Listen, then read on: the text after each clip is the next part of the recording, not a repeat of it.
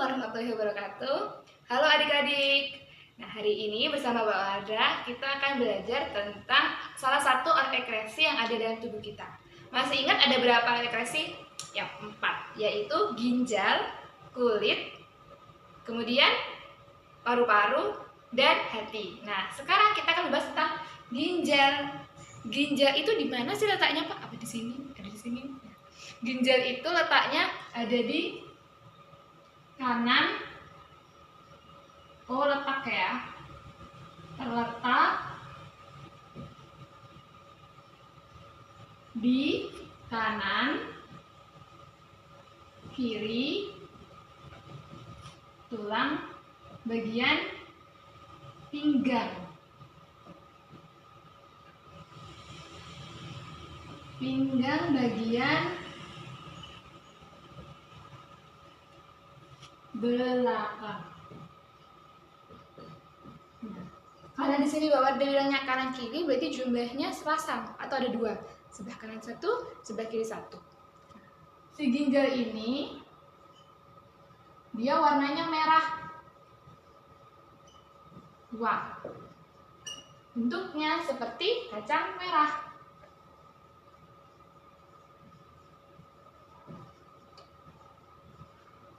Nah, biar lebih kenal lagi nih sama ginjal, kita bakal bahas bagiannya dulu. Jadi kita ini bawah udah gambar nih. Jadi kita bahas bagian ginjal. Jadi ada 3. Kalau misalnya ginjal kita iris secara melintang, itu ada 3 bagian. Paling luar sini itu dinamakan dengan cortex renalis. Nah, bagian yang tengah itu namanya medula renalis. Di bagian korteks ini banyak sekali neufron. Apa itu neufron? Neufron adalah satuan struktural terkecil dari ginjal yang bisa menghasilkan urin. Kita akan bahas nefron lagi. Nah, yang terakhir yang ini pelvis renal. Ini udah bagiannya urin itu ditampung. Nah, itu di pelvis renalis. Nah, ini Bapaknya udah gambarin nih yang dinamakan dengan NE, nefron. Nah, jadi gambarnya kayak gini. Dalam satu ginjal itu ada banyak sekali nefron. Nah, nefron yang Bapak udah gambarin ini juga punya bagiannya. Jadi punya fungsinya masing-masing. Pertama, jadi setiap nefron ini dia itu akan dikelilingi oleh pembuluh darah. Jadi di sebelah sini itu juga penuh dengan pembuluh darah yang nggak Mbak Wardah gambarin. Nah, pembuluh darah yang pertama masuk ke dalam nefron ini itu dinamakan dengan arteri afferent. Nah, yang keluar ini namanya arteri efferent. Jadi ini A, nah ini E. Ini bisa E exit, berarti keluar. Nah, apa sih yang bundaran ini? Nah, bundaran ini merupakan bagian pertama darah itu diproses biar bisa jadi urin. Sebundaran ini tuh sebenarnya disebut dengan badan Malpighi. Jadi di sini badan Malpighi.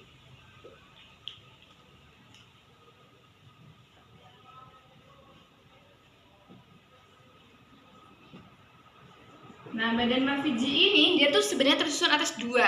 Yang paling luar, jadi paling luar ini ya, itu namanya kapsula, kapsula Bowman. Nah, yang dalam ininya itu pakai warna biru ya biar kelihatan ya. Ini adalah glomerulus. Jadi glomerulus itu pembuluh darah yang dia tuh kayak digulung gitu. Nah, dinding pembuluh darahnya itu ada yang bolong-bolong. Jadi kayak saringan. Nah, darahnya nanti akan disaring. Di mana? Di sini. Kemudian bagian selanjutnya setelah darah itu disaring, ada ini. Jadi sebenarnya ini nggak lurus kayak gini, cuman bengkok-bengkok. Bawarda lurusin aja buat gambarnya. Ini namanya,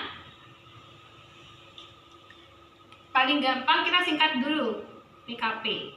Apa TKP? Tubulus contractus proximal. Nah, setelah dari tubulus contractus proximal, ada yang bagian melengkung. Kayak namanya nih, karena bentuknya melengkung, jadi namanya juga ada lengkung-lengkungnya, yaitu lengkung Henle. Lanjut, lengkung Henle ada yang bagian menurun, ada bagian naik. Setelah itu ada lagi bagian mendatar. Jadi sebenarnya dia tuh juga berkelok-kelok, cuma Mbak Warda digambar lurus. Ini temennya TKP, namanya juga hampir mirip. Cuman yang ini diganti belakangnya, jadi TKD atau tubulus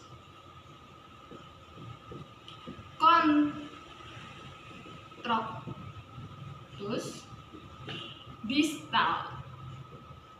Nah, kalau darah udah dari tubulus contractus distal, lanjut ke tubulus selanjutnya.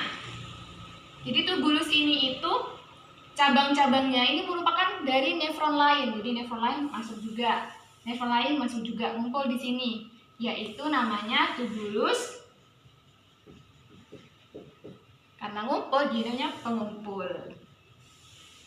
Atau tubulus collectivus. Nah, itu tadi bagian nefron. Yuk. Selanjutnya kita bahas gimana sih urin terbentuk, ada berapa rangkaian emangnya. Nah, pembentukan urin kita bahas di bagian C, pembentukan urin. Ada 3 bagian sebenarnya. Yang pertama itu disebut dengan filtrasi. Bukan terasi ya, ada filnya, filtrasi. Apa filtrasi? Filtrat, yaitu penyaringan. Apa yang disaring tadi? Darah. Jadi di dalam filtrasi yang disaring adalah darah. Filtrasi terjadi di badan Malpighi. Masih ingat ada badan Malpighi terdiri apa aja? Ya, kapsula abdomen dan glomerulus. Nah, di filtrasi ini molekul yang lebih kecil akan lolos dan lanjut ke tahap selanjutnya. Sedangkan molekul yang besar tidak lolos. Nah, molekul yang tidak lolos itu contohnya tidak lolos protein. Nah, protein itu merupakan molekul yang besar. Jadi bahaya kalau misalnya urinnya ada proteinnya. Hati-hati, berarti ada ya kerusakan di bagian glomerulusnya. Biasanya orang-orang yang dia itu banyak mengkonsumsi yang berat-berat, nah itu bisa rusak. Yang nomor 2 adalah reabsorpsi. Yaitu penyerapan kembali. Yang udah lolos masih diserap lagi. Apa yang diserap? Penyerapan kembali. Yang diserap adalah yang masih penting. Contohnya gula, yaitu glukosa. Nah, glukosa ini ternyata dia tuh masih lolos. Cuman dia karena masih dibutuhkan tubuh diserap kembali oleh tempatnya oleh siapa? Oleh TKP. Apa TKP tadi? Tubulus contractus proximal. Nah, yang terakhir, nomor 3, yaitu augmentasi. Nah, augmentasi ini itu memiliki arti penambahan kembali.